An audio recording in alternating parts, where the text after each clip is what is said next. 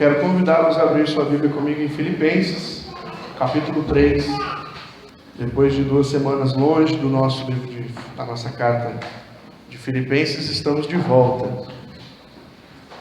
Eu quero ler com vocês o verso 12, capítulo 3 de Filipenses, verso 12, até o verso 1 do capítulo 4.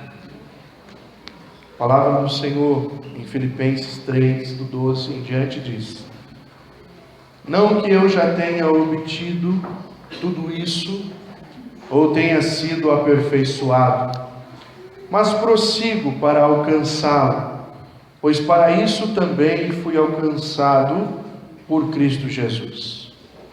Irmãos, não penso que eu mesmo já o tenha alcançado, mas uma coisa faço, esquecendo-me das coisas que ficaram para trás e avançando para as que estão adiante, prossigo para o alvo, a fim de ganhar o prêmio do chamado celestial de Deus em Cristo Jesus. Todos nós que alcançamos a maturidade devemos ver as coisas dessa forma. E se em algum aspecto vocês pensam de modo diferente, isso também Deus lhes esclarecerá. Tão somente vivamos de acordo com o que já alcançamos. Irmãos, sigam unidos o meu exemplo e observem os que vivem de acordo com o padrão que lhes apresentamos. Pois como já lhes disse repetidas vezes, e agora repito com lágrimas, há muitos que vivem como inimigos da cruz de Cristo. O destino deles é a perdição, o seu Deus é o estômago, e eles têm orgulho do que é vergonhoso, só pensam nas coisas terrenas. A nossa cidadania, porém, está nos céus, de onde esperamos ansiosamente o Salvador, o Senhor Jesus Cristo. Pelo poder que o capacita a colocar todas as coisas debaixo do seu domínio, Ele transformará nossos corpos humilhados, tornando-os semelhantes ao seu corpo glorioso. Portanto, meus irmãos, a quem eu amo e de quem tenho saudade, vocês que são a minha alegria e a minha coroa, permaneçam assim, firmes no Senhor, ó amados. Que Deus nos abençoe nesta noite com a leitura da sua palavra. Vamos orar mais uma vez. Senhor, nós nos prostramos diante da tua presença nesta noite, em adoração, e nesta hora queremos que o teu coração, ó Deus, possa trazer as verdades espirituais desta palavra aos nossos corações. Amém. Que, ó Deus, cada um de nós aqui neste momento tenha a capacidade de se livrar das angústias e pensamentos que nos atormentam, para sermos sinceros diante da meditação da tua palavra. Amém. É o que oramos, Senhor, no nome de Jesus. Amém. Quero conversar com vocês hoje, baseado neste texto, sobre o assunto mantenham-se no propósito. É interessante, irmãos, como as pessoas hoje têm vivido uma vida sem graça. A maioria das pessoas vivem uma vida entediante. É sempre a mesma coisa. Não é por menos que nós vemos hoje um índice tão grande, alto, de pessoas que se suicidam. Pessoas que chegam ao ponto de dizer: eu não tenho mais por que viver, não tenho mais para que viver. Quantas pessoas hoje vivem depressivas, precisam tomar remédio para ter coragem de sair de casa, para ter coragem de trabalhar, para ter ânimo para viver. Quantas pessoas hoje já vivem sem sonhos, sem alvos, sem estímulos. Os consultórios psicológicos estão abarrotados de gente que tem muita coisa fácil na vida, até bons empregos, dinheiro no banco, mas que não tem alegria na alma, que não tem expectativa, que não tem anseio pelo dia do amanhã, que deseja muitas vezes chegar em casa e se afundar no sofá. Tem gente que tem tanto problema emocional e psicológico que muitas vezes ela não tem condição de conversar com outras pessoas, ela prefere o isolamento. Nós somos uma geração doente, e a maioria das pessoas que estão doentes, elas estão porque não têm propósito nas suas vidas. Elas estão doentes porque elas não veem o futuro. Elas estão doentes porque elas não têm expectativas a respeito do que vai acontecer, do que deve acontecer com as suas vidas.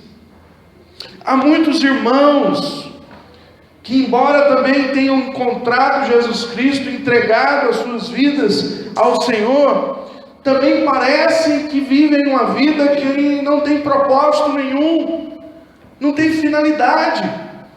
É um dia após o outro, um dia após o outro, um dia após o outro. Ficou mais velho um ano, ele não tem expectativa de como será o próximo. Chega no dia 31, ele fica com medo do que ele pensa, dia 31 de dezembro, o que ele pensa que vai ser o ano que vem. Seus sonhos desapareceram, os propósitos de viver uma vida sumiram. São crentes no Senhor, mas são pessoas que estão rasas e muitas vezes estão escondidas nas suas amarguras e no seu modo de viver. Eu queria fazer uma pergunta para cada um de nós aqui nesta noite, para que possamos responder sinceramente aos nossos corações. Qual é o propósito da sua vida? Por que você está vivo? Qual é o propósito da tua existência? Por que Deus ainda não interrompeu a tua história? Por que você não está no céu, louvando ao Senhor, junto ao seu altar? Você já pensou sobre isso? Você crê que sua vida não é simplesmente um montante insignificante de dias sobre a face dessa terra? Você crê nisso? A minha vida não é só horas após horas, a minha vida não é um montante de segundos, a minha vida não é um dia após o outro. Existe algo além disso para mim. Você crê nisso? Porque é exatamente isso que o apóstolo Paulo está escrevendo neste momento para esta igreja, para que eles fossem despertados por Deus, para compreenderem o porquê e para que, melhor dizendo, eles estão vivendo. Qual é o alvo? Aonde eles têm que chegar? Talvez alguns estivessem caminhando para o lado errado e precisavam arrumar a sua bússola. Quem sabe muitos de nós nesta noite estamos com a nossa bússola toda descontrolada. E Deus quer nos aprumar e nos fazer compreender qual é o propósito para Ele e para cada um de nós. Primeira coisa que eu achei interessante nesse texto é que no capítulo 12, do versículo 12 ao versículo 16, Paulo me orienta e orienta você também nesta noite, que o meu propósito, o seu propósito é alcançar e manter a maturidade cristã. Queridos irmãos, nós vivemos um problema muito grave com o cristianismo do nosso século. As igrejas estão cheias de pessoas imaturas, que não compreenderam então o propósito de Deus para a vida delas. E porque não compreenderam o propósito de Deus para a vida delas, elas não conseguem caminhar, elas não conseguem identificar o amanhã, elas não conseguem entender para onde elas devem ir. Pessoas que não entendem porque não conseguem olhar para a palavra e entender a seguinte ideia: eu existo para isso.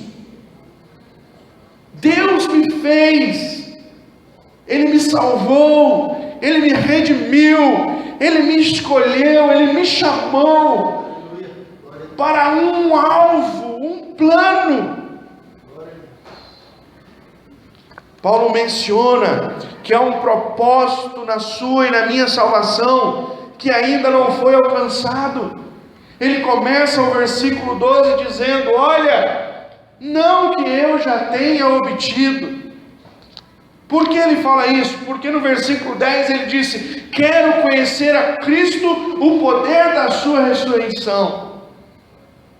Porque Paulo está expressando à igreja que o maior alvo da vida dele é uma maturidade, um envolvimento com a pessoa do Senhor Jesus.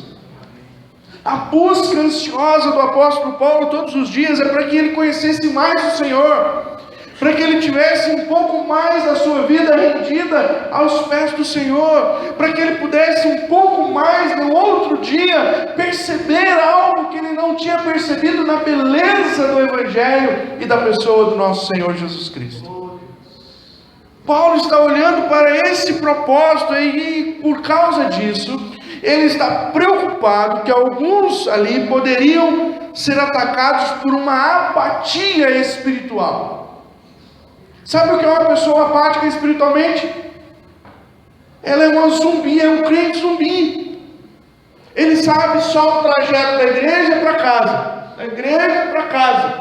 Ele não sabe viver o relacionamento com Deus nos outros momentos da sua vida. É um cristão que acha que somente a vida de igreja é que interessa. Ele não consegue encontrar um propósito maior. Irmãos, eu tenho plena convicção que Deus não nos salvou para vir à igreja domingo à noite. Não fez isso. Esse não é um propósito de Deus. Isso é uma bênção para nós. O culto do domingo à noite é uma bênção para nós. É um momento de adoração e comunhão com os irmãos. É um momento de celebração da pessoa de Deus. É um momento onde todos nós voltamos para uma letra como essa e dizemos que toda honra, toda glória e todo louvor é o Senhor. É um momento onde nós podemos nos importar com coisas além da nossa própria preocupação. É um momento onde nós podemos orar por irmãos que nós nem mesmo conhecemos. É um momento que nós podemos abrir a nossa mente para aquilo que acontece no reino de Deus em todos os lugares. É um momento onde nós podemos nos encontrar e dizer: olha, nós servimos a Jesus juntos, mas não é esse o propósito de Deus. Não pode ser. Deus tem um propósito muito maior. E alguns irmãos estão vivendo hoje uma apatia espiritual. Por quê? Porque entendem que a salvação de Cristo é simplesmente o propósito para a vida deles. Entendem o seguinte: Deus me salvou, glória a Deus e aleluia, e agora eu vivo a minha vida salvo. Eu ensinei esses dias aqui na igreja, eu quero lembrar isso novamente, aquela frase que diz: eu sou livre. Em certo sentido ela é mentira, porque Deus não nos chamou para ser livres. Deus nos chamou para ser escravos de Cristo. Nós somos livres do inferno, da perdição, nós somos livres da ação de Satanás, nós somos livres da mão poderosa que infiltra e rege todo esse mistério que Efésios diz. Nós somos livres disso, mas nós não somos livres para dizer: agora eu faço da minha vida o que eu bem entender. Isso é uma mentira. Porque Paulo diz em Romanos que nós somos salvos do pecado, para não sermos mais escravos do pecado, mas entregamos o nosso corpo agora como escravidão ao Senhor Jesus. Amém. Qual é o propósito de Deus? Paulo então orienta os seus discípulos que, embora ele tenha sido alcançado por Cristo, ele ainda não alcançou aquilo para que ele foi alcançado. Ficou problemático, né? Mas é isso que Paulo diz. Por isso que Pedro diz algumas coisas que Paulo escreve, a gente fica meio... Mas Paulo diz assim: eu fui alcançado, mas para o que eu fui alcançado, ou seja, um projeto de Deus, eu ainda não alcancei. E o que Paulo está dizendo que ele ainda não alcançou? Paulo entende que ainda há um propósito específico na vida dele, para qual Deus o salvou, e que esse propósito ainda não se cumpriu totalmente. Ele não alcançou totalmente. Porque ele entende que no momento em que ele alcançar totalmente o propósito de Deus para a vida dele, ele está pronto para viver com o Senhor eternamente. Então, a ideia que Paulo coloca no versículo 12, quando ele diz assim: não que eu já tenha obtido tudo isso, ou tenha sido aperfeiçoado. A ideia de perfeição que Paulo cita deve ser para nós melhor identificado como maturidade cristã, na onde ele fala também no versículo 15: todos nós que alcançamos a maturidade. Um primeiro propósito da vida de cada um de nós aqui: Deus quer que nós sejamos cristãos maduros. O que é um cristão maduro? Uma maneira de seguir o propósito de Deus para a sua nova vida em Cristo é revelada por Paulo no versículo 13. Como é que eu posso alcançar a maturidade? Olha o versículo 13, irmãos. Não penso que eu mesmo já tenha alcançado, ele reforça. Mas uma coisa faço. Então está um objetivo para nós aqui nesta noite: esquecendo-me das coisas que ficaram para trás e avançando para as que estão diante de mim. O que Paulo está querendo dizer agora para nós no momento da nossa conversão, no momento em que Cristo entra na nossa história, no momento em que nós entendemos toda aquela questão de sermos salvos ou não salvos, filhos de Deus ou não filhos de Deus. Quando nós olhamos para trás, nós percebemos a imundície da vida que nós vivíamos. Quando nós olhamos para trás e percebemos todas aquelas situações que nós hoje temos até medo e vergonha de mencionar algumas coisas, o apóstolo Paulo diz então para nós: há um projeto de Deus para a sua vida. Ele deixou que a sua história tivesse dois momentos: um momento que você não sabia lidar com a sua natureza caída, um momento em que você olhava para a sua vida e hoje você olha para ela e diz: credo, que coisa feia. E Paulo está dizendo para mim, para você: se distancie disso. Mas o apóstolo Paulo também está dizendo para mim, para você: olhe para as coisas que estão adiante. Querido irmão, deixa eu fazer uma pergunta para você nessa noite: o que tem adiante de você? Porque é nisso que nós erramos muitas vezes como cristãos. Nós até entendemos o que tem lá atrás, mas muitas vezes nós não entendemos o que está diante de nós. Quais são os projetos de Deus para a minha vida? Aonde Ele quer que eu chegue? Qual é o propósito de Deus para me usar como um seu escravo? Qual é o desejo de Deus para essa nova pessoa que nasceu um dia por meio do lavar regenerador do sangue do nosso Senhor Jesus Cristo? Qual é o projeto?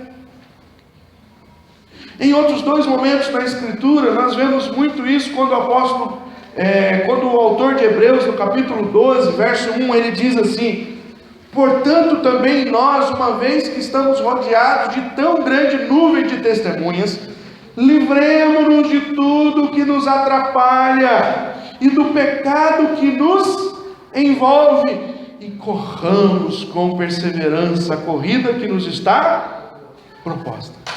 Olha algumas coisas interessantes para nós fazermos. Primeiro, livremos-nos de tudo que nos atrapalha. Ops! O que te atrapalha de servir a Deus? O que te atrapalha? Se tem alguma coisa atrapalhando você servir ao Senhor, a ordem é: manda embora, se livra. Ah, mas eu gosto tanto. Se livra. Se isso está atrapalhando você servir ao Senhor, se livra. Outra coisa, se livra do pecado que tenazmente te assedia, daquilo que fica rondando você, daquilo que você fica toda hora olhando e desejando, daquilo que você fala, mas podia ser. Se livra, porque isso é empecilho na sua vida e no propósito de Deus para a sua vida.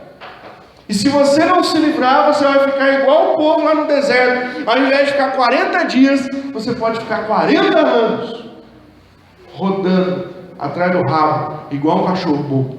Já viu o cachorro bobo? Fica só pau latindo, tentando pegar o rabo. Está cheio de crente assim, irmão. Fica latindo atrás do rabo, rodando. Por quê? Ele não sabe aonde vai chegar. Ele não tem sonho. Ele não tem expectativa. Ele não compreendeu o propósito de Deus para a vida. Ele não compreendeu aquilo que Deus o chamou. E se compreendeu, se faz que não compreendeu. Se tem talento, senta em cima do talento. Se tem dom, não usa para a glória de Deus. E dá uma desculpa que todos nós damos hoje: eu não tenho tempo, eu sou uma pessoa ocupada, eu tenho muitos afazeres. Esses dias eu falei para vocês que eu gosto como nós lemos o Evangelho, e quando Jesus chegava com os camaradas, dizia assim: vem, segue. Não havia absolutamente nada que as pessoas não largassem para servir ao Senhor Jesus. Pedro, João, Tiago largaram as redes na beira do mar. Levi largou os lucros na mesa dos impostos. Mas todos eles responderam sim ao Senhor, porque Ele é prioridade. Glória a Deus. Sabe por que você não sabe o propósito de Deus para a sua vida? Porque Jesus não é prioridade para você. E se Jesus não é prioridade para você, você é um cachorrinho correndo atrás do rabo. Não vai chegar a lugar nenhum. Um outro texto é Romanos capítulo 12, verso 1 e 2. Rogo-vos, pois, irmãos, pelas misericórdias de Deus, que apresenteis a nosso Deus como culto agradável, culto racional, o vosso corpo. E no versículo 2 ele diz assim: renovando a vossa mente. Amém. Meus queridos irmãos, sabe por que muitos de nós ainda não entenderam o projeto de Deus para nós? Que é purificação, que é santificação, que é o envolvimento com o reino de Deus, porque nós não renovamos a nossa mente. Não estamos a fim de renovar a mente. Não estamos a fim de encarar a palavra de Deus. Temos receio de estudar a palavra de Deus, porque vai que Deus fala comigo. Não é? É melhor não mexer. A gente está igual o pessoal na Idade Média, que falava: não lê a Bíblia, senão você fica louco. Está cheio de crente assim. É melhor não ler a Bíblia. E está cheio de crente vivendo na apatia espiritual. Sabe por quê? Porque ele fechou a mente para Jesus.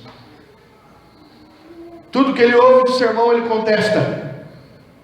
Tudo que ele ouve nas Escrituras, ele contesta. Tudo que ele pensa, alguma coisa a respeito de espiritualidade, ele contesta. Chega um momento que Deus já não consegue tratar o coração dessa pessoa, porque ela se tornou dura. Ela se tornou como o faraó no Egito, olhando os milagres, vendo as gloriosas coisas acontecerem, e mesmo assim não entendeu o Senhor. Paulo apresenta, queridos irmãos, no versículo 14, a sua motivação para se tornar um crente maduro e para permanecer um crente maduro, conhecendo o propósito de Deus, conhecendo a ordenança de Deus para a vida dele. No versículo 14 ele diz: prossigo para o alvo a fim de ganhar o prêmio do chamado celestial de Deus em Cristo Jesus. Paulo estava disposto a continuar a sua prova cristã, porque ele sabia que o Deus que o chamou tinha um prêmio para ele. O Deus que o convidou tinha uma paga no final de tudo para ele. E ele entendia que aquilo que Deus pode dar a ele é muito maior do que qualquer coisa que ele consiga obter neste mundo. Então o apóstolo Paulo prossegue, e ele convida a todos a prosseguirem para o alvo que foram chamados. Para aqueles que já alcançaram a maturidade, Paulo diz que devemos agir ainda desta maneira, ou seja, devemos viver a vida com o propósito de alcançar o prêmio eterno. Versículo 15, todos nós que alcançamos a maturidade, devemos ver as coisas dessa forma. Alguns já chegaram à maturidade, não quer dizer que ainda não vão se tornar mais maduros, mas já atingiram um nível do seu objetivo.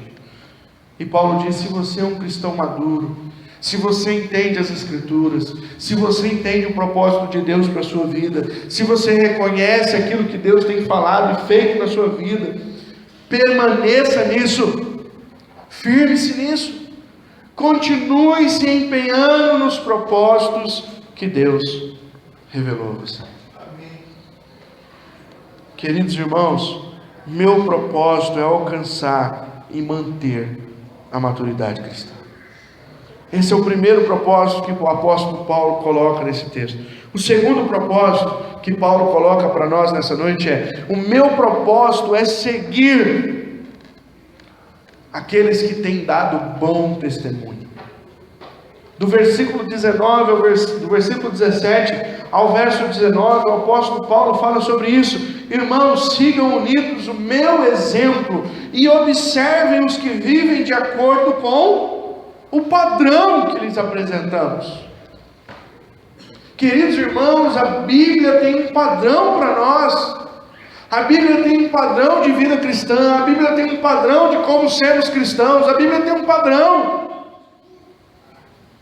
Hoje nós vemos aí cristãos de todo tipo, pessoas que se dizem cristãs, que não dão bom testemunho, que não seguem a lei de Cristo, que evidenciam outras práticas. Hoje tem cristão que luta a favor da liberação da maconha. Tem cristão que luta a favor do casamento homoafetivo. Tem cristãos hoje em todo lugar. Está cheio. Até pastor gay já tem. Que tipo de cristianismo é esse? O cristianismo das Escrituras tem um padrão. Esse padrão está definido. E vou te dizer uma coisa para você, se você não sabe, ele é imutável. Porque Deus não muda, irmão. Não importa se a Bíblia foi escrita no ano 0. Não importa se nós estamos lendo revelações de 2000 anos atrás. Não importa se você é moderno. Deus não está preocupado nem aí com a sua modernidade. O padrão está estabelecido. E se você não está no padrão, talvez você não seja um cristão. Não tem meio termo. Pastor, eu quero ser crente e ser gay. Pode. Ou você é crente ou você é gay. Pastor, eu quero ser crente e maconheiro. Não pode. Ou você é crente ou você é maconheiro. Não vai mudar, irmão. Vão fechar a igreja se falar isso, que feche. Vão nos mandar para a cadeia, que mandem. Mas o padrão de Deus está estabelecido. Amém. Pastor, eu quero ser crente, mas eu quero divorciar e casar 5 vezes. Não pode. Não pode. Ou você é crente ou você é um galinha. Não dá, irmão. O apóstolo Paulo aqui é claro para nós. Precisamos olhar para aqueles que ainda têm bom testemunho. Paulo orienta os seus discípulos a terem como propósito de vida perceber e imitar os irmãos que são fiéis. Em outros momentos da Escritura também nós vemos a mesma orientação. Em 1 Coríntios capítulo 11, verso 1, Paulo diz: sede meus imitadores como eu sou de Cristo Jesus. No capítulo 2, verso 19 a 30, que nós lemos aqui há algumas semanas atrás, Paulo vai falar sobre 2 homens, Timóteo e Epafrodito.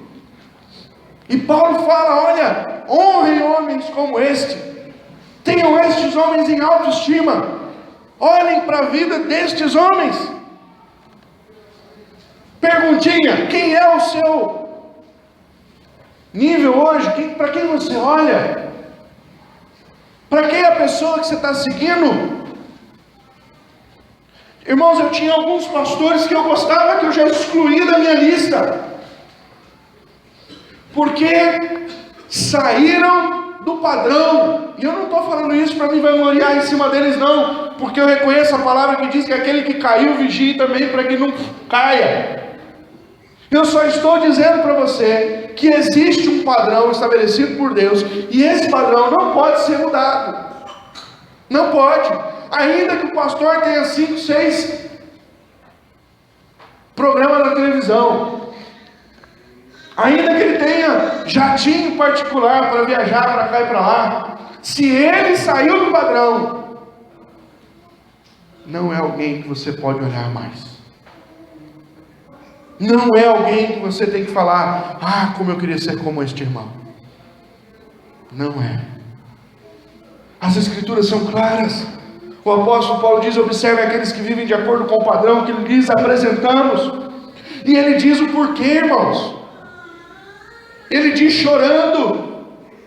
Ele diz: eu estou escrevendo para vocês com lágrimas, porque tem uns que vivem como inimigo da cruz de Cristo. E o destino destes é perdição. Por que perdição? Porque o Deus deles é o estômago. Nós estamos conversando aqui na escola bíblica dominical, tem muito crente que o Deus é o dinheiro, que ao invés dele servir o dinheiro, é o dinheiro que serve a ele. E o apóstolo Paulo está dizendo aqui que tem Deus, tem muito cristão que tem o Deus, não mais o Senhor Jesus, mas o seu próprio estômago. Ele é o Senhor de todas as coisas, Ele é que sabe fazer, Ele é que manja muito bem, como diz os outros aí, Ele é o cara. A glória própria, o ser suficiente em si mesmo. O apóstolo Paulo também diz que eles têm orgulho do que é vergonhoso. Há pouco tempo, infelizmente, uma parte da igreja batista nos Estados Unidos assumiu agora fazer casamentos homossexuais. A igreja presbiteriana já o tinha falado. E aqui no Brasil, um pastorzão se divorciou, casou com a secretária, e agora na igreja, dentro da Assembleia de Deus, Bom Retiro, pode?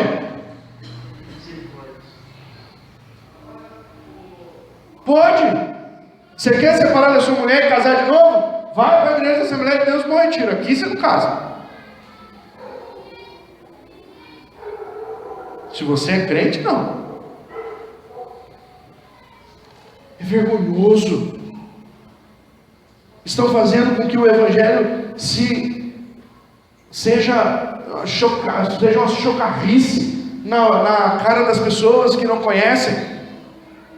As pessoas do mundo estão olhando para nós e dizendo assim: por que eu vou me tornar um cristão se o cristão vive como eu? E por quê? Porque as pessoas estão perdendo o padrão. Pastores têm feito isso, líderes de igreja têm feito isso. E aí diz a coisa pior ainda: não só é vergonhoso, só pensam nas coisas terrenas.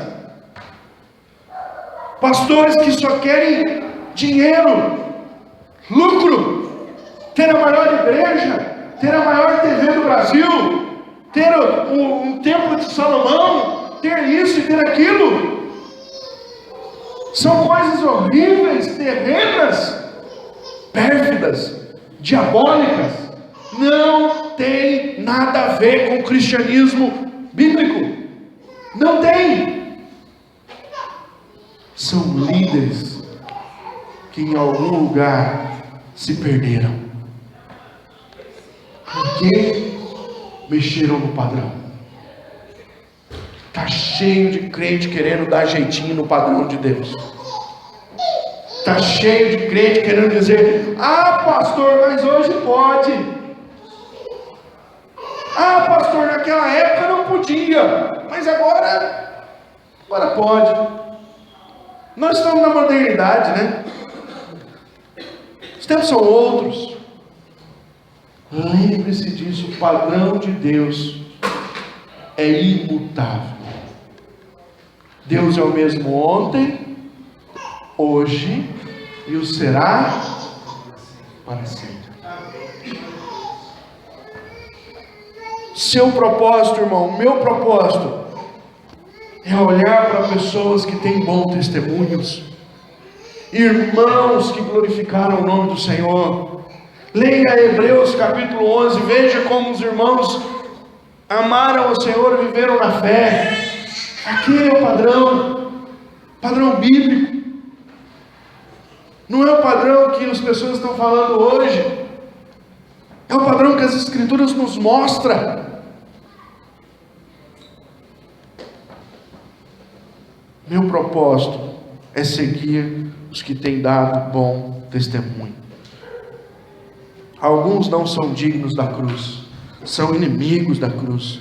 A esses eu não devo seguir. Quem você tem como alguém digno de ser imitado hoje? Quando você olha no seu ambiente de igreja, no cenário evangélico nacional, ou fora deste cenário nacional, quem é a pessoa que você diz: este vale a pena? Siga esses exemplos. Siga pessoas que vale a pena você olhar e dizer: esse eu vou imitar, porque esse está imitando Jesus Cristo. Quando você olha para a igreja hoje, com quem você gostaria de parecer? Porque esta é a ordem do apóstolo Paulo. Tenha o propósito de imitar homens fiéis, dignos de serem imitados. Por terceiro e último, irmãos, o apóstolo Paulo diz que o meu e o seu propósito é permanecer firme. Do versículo 20 até o 4:1, ele diz para nós permanecermos firmes.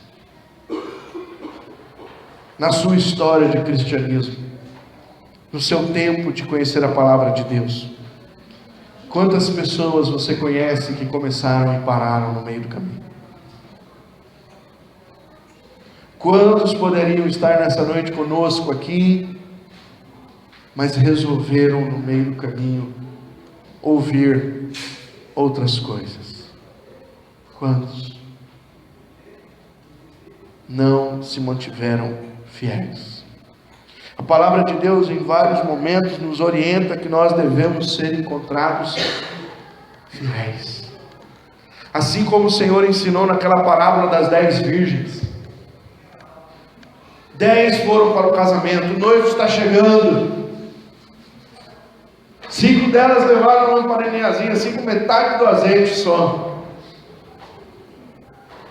As outras, além de levarem uma lamparina cheia de azeite, levaram de sobra. No meio do caminho, olhou para disse: mas você não está com pouco azeite? Não, tranquilo, isso aqui queima lento. Mas quando é que o Senhor volta? Que hora que veio o noivo? Não estava marcada a hora. Você sabe?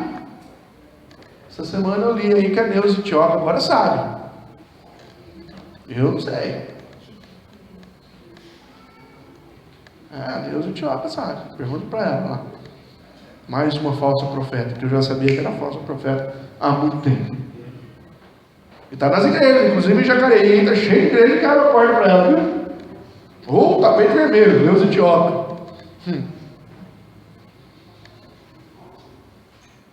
O noivo não disse a hora que vem, mas disse para mim e para você: guarda a lamparina cheia. Você precisa estar cheio de esperança, de motivação, de alegria, para quando o noivo chegar, porque é o casamento da igreja. Está cheio de gente, irmão, parando no meio do caminho. Está cheio de gente achando que tem coisa mais interessante nesse mundo. Está cheio de gente trocando Jesus por coisas básicas, tolas e bobas. Está cheio de gente trocando Jesus por ir em Cristo. Está cheio de gente.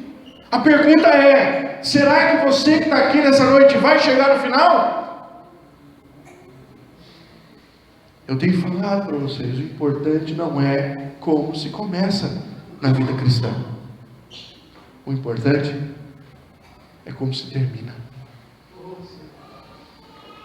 Porque muitos param no meio do caminho. Paulo escreveu sobre isso. E Mineu, meu amigo amado, amou este mundo e se perdeu. Quantos mais irão atrás deste mundo e das coisas que não valem, porque não são eternas? Certamente o enfraquecimento dos cristãos se dá por causa da falta da motivação espiritual, ou seja, não tem interesse nas coisas eternas. Sabe uma das coisas que nós temos vivido hoje, que é uma fraqueza nas igrejas evangélicas? A volta de Jesus. A igreja não almeja a volta. Tem igreja que fala: não, pelo amor de Deus, volta ainda não, tem um monte de coisa para fazer. Que coisa, irmão? Qual é a coisa importante que você tem para fazer que a volta de Jesus não seja melhor do que isso? Não existe absolutamente nada mais glorioso do que a volta do Mestre. Tem que ser a nossa paixão, tem que ser o anseio da igreja. A igreja e o Espírito dizem: Maranata, vem, Senhor. Ah, pastor, mas eu não vi minha filha crescer. Vê no céu, irmão. Ah, pastor, mas eu não casei. Não tem problema, irmão. No céu você não ia ficar casado mesmo. Não é, mano? Ah, pastor, mas eu ainda tenho uma profissão dos meus sonhos. Lá no céu a gente arruma um trabalhinho para você fazer. Aí limpar as ruas de ouro. Deixar bem lustrosa, né, Luísa? Para a gente caminhar, né? Bem legal. Nenhuma outra coisa, irmãos, nos manterá firmes até o fim de nossas vidas, a não ser a fé no novo céu e na nova terra. O apóstolo Paulo diz no versículo 19: o destino desses aí é perdição. Mas no versículo 20 ele diz para mim e para você: a nossa cidadania, porém, está nos céus, de onde esperamos ansiosamente o Salvador, o Senhor Jesus Cristo. Como? Pelo poder que o capacita a colocar todas as coisas debaixo do seu domínio. Ele transformará esses nossos corpos humilhados, tornando-nos semelhantes ao seu corpo glorioso. Adeus, bico do papagaio. Adeus, aquela gordurinha que você rala e ela não queima de jeito nenhum. Adeus, aquela ruguinha que você fica meia hora lá na frente do espelho tentando.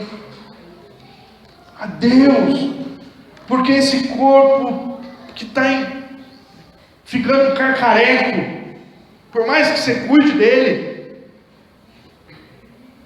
adeus, porque o Senhor vai trazer para nós um novo corpo como o dele. Glória a Deus. Que pode habitar o céu, que dura eternamente, que não tem problema com deterioração. Por isso que Apocalipse termina: eu vi novo céu e nova terra. Eu vi um lugar que é tão maravilhoso, que Deus está no meio dela, que o sol... Você já saiu no sol ao meio-dia, irmão? Quando ele está no verãozão assim, que você não aguenta ele, que você anda um pouquinho e você fica procurando, pelo amor de Deus, uma árvore para você pôr debaixo. Já pensou nesse sol? Lá no céu ele nem vai estar presente, porque a glória desse sol não se compara com a glória do Cristo. Glória a Deus. Irmãos, nós precisamos amar o céu. Nós precisamos querer ir para o céu. Nós precisamos querer que o céu venha. Nós precisamos querer que essa imundície desse mundo que está se acabando em tanta miserabilidade acabe de vez. Que o fogo de Deus passe rolando, extermine todas as coisas, e que um novo povo que reconhece o Senhor reine com Ele para todo sempre. Amém. Amém. Nós precisamos amar isso, nós precisamos ansiar com isso, nós precisamos nos unir e dizer: Maranata, Senhor. Não importa quantos anos eu tenha, não importa o que eu tenha para fazer neste mundo, não importa aquilo que eu queira fazer de sucesso ou não, não importa. O que importa é que o meu Jesus prometeu que vai voltar. E isso tem que ser a esperança do nosso coração.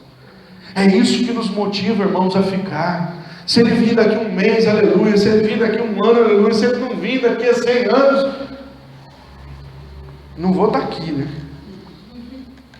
Mas enquanto eu viver, eu quero esperar a volta de Jesus. Amém. Esse é um propósito da sua vida. É um propósito da vida do crente. Você ainda tem aspirado pela eternidade? Você ainda diz: que maravilha o céu, que bom, um dia eu vou estar no céu, um dia essa ceininha aqui que a gente faz de vez em quando aqui, essa é pequenininha, eu fico imaginando a mesa do céu, não é grande, hein? Glória a Deus. Porque o Senhor Jesus prometeu: um dia vocês vão cear comigo. Glória a Deus. Um dia. Isso ainda motiva o seu coração? Isso ainda motiva a sua alma? Ou será que você, como tantos outros, está encarando só a vida terrena? E portanto, almejando só as bênçãos espirituais? Está cheio de crente que você pergunta: irmão, por que você vai na igreja? Eu vou para receber a bênção, irmão. Você já recebeu a maior, querido? Tem outra maior para te dar, não. Se você veio para receber a bênção, fique em casa. Porque a igreja não é lugar de receber bênção. A igreja é lugar de adorar Jesus. A igreja é lugar de celebrar o Senhor da sua história. Amém. A igreja é lugar de se encarar a palavra de Deus. A igreja é lugar de se quebrantar, de se humilhar. A igreja é lugar de deixar o Espírito Santo mover a tua história. A bênção você recebe segunda-feira sentado na sua casa. Se Deus quiser te dar, Ele vai lá te dá a bênção. Você não precisa vir na igreja. Essa casa será chamada Casa da Bênção. É isso que está escrito na Bíblia? A minha casa será chamada Casa da Bênção. A minha casa será chamada casa de oração para todos os povos. Glória a Deus. Quero concluir, queridos, nessa noite com uma pergunta: qual é o propósito da sua vida? Lembra que eu fiz no comecinho do sermão? Qual é o propósito da sua vida? Você entende que Deus te salvou em Cristo para que você realize algo para Ele e não somente para você viver uma vida pacata do jeito que você quer? Você entende? Deus nos salva com um propósito. Deus nos salva com um objetivo. Deus nos salva para quê?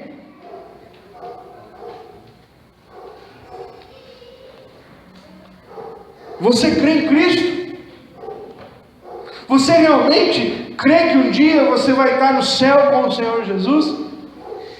Você já entregou a sua vida? Você entende que a salvação é só no Senhor Jesus? Você já se rendeu, se submeteu? Ou você cantou aquela música que nós cantamos na mentira? E tem umas músicas que a gente canta que eu falo para você. Complicado. Se você não entendeu que só Jesus pode salvar, você não entregou a sua vida para Ele, não saia daqui essa noite sem o fazer. Você enxerga pessoas que têm servido e amado o Senhor, e portanto são essas pessoas que devem ser exemplos para você. Você enxerga isso? Ou você está procurando como exemplo o Justin Bieber?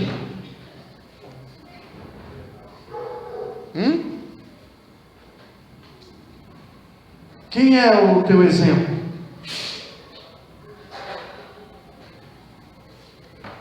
Você crê que o céu é uma realidade?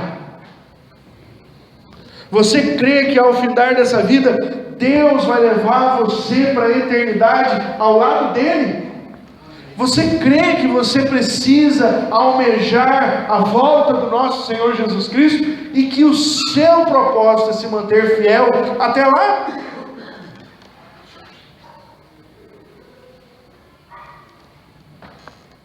Porque se o céu não for nossa expectativa, nós somos os piores dos homens.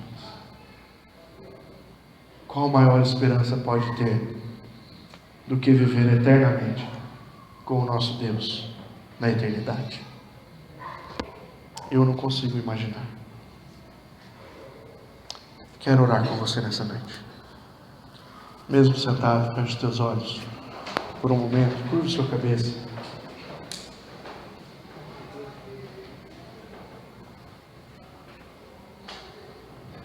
Talvez você entrou aqui nessa noite, como eu disse no começo, apático espiritualmente, sem compreender qual o propósito de Deus para a sua vida.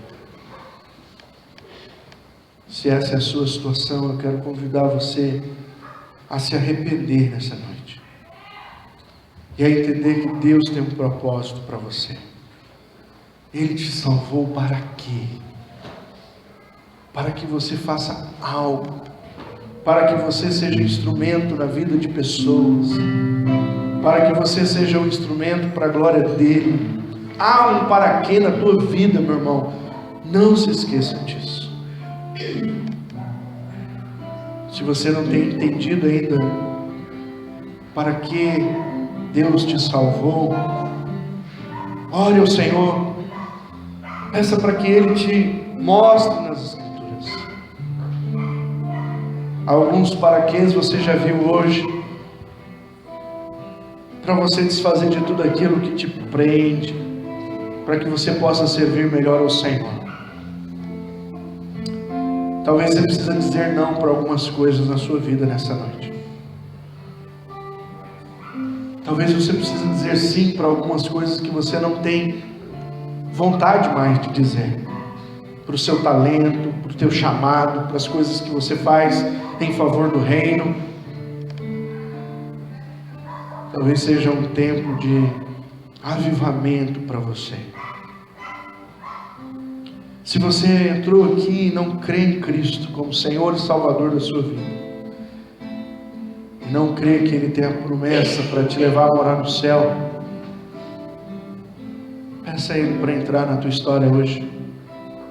Confesse seus pecados neste momento e creia em Cristo de todo o seu coração.